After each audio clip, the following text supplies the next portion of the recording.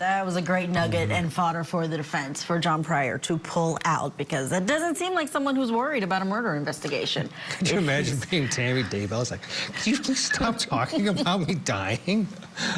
Let's squeeze in a break. Michael Jaafar, stand by. We do have a lot to get to on the other side. That redirect of the FBI agent on the stand now. Don't go anywhere.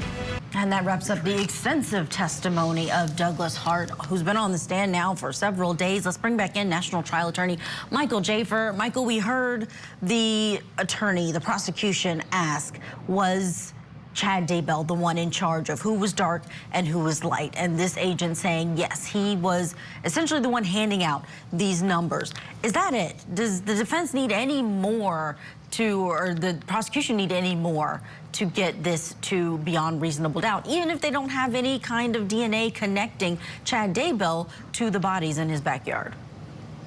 I mean, the case against him for conspiracy to kill his wife, I don't think it's even been close to being proven, right? Because the defense is still going to go up. They're still going to show expert witnesses and testimony and examiners that she died of natural causes, right? So it's like, in my opinion, from my vantage point, it's far from being proven on that point.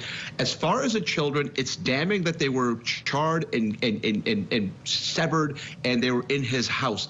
I mean, that's damning. The fact that he was traveling with Lori Daybell, the fact that she had moved the deposit. We already have witnesses that she's moved the deposit from the Venmo account, the Social Security payment from their accounts to her accounts.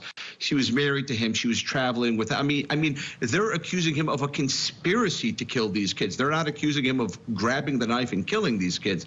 So I feel like all these witnesses are culving towards putting him right in the center of the conspiracy. And man, that Melanie Gibb, you know, last week, I think she was a damning witness. I think it's going to be very difficult to overcome that. I want to see what the defense does when it's their turn.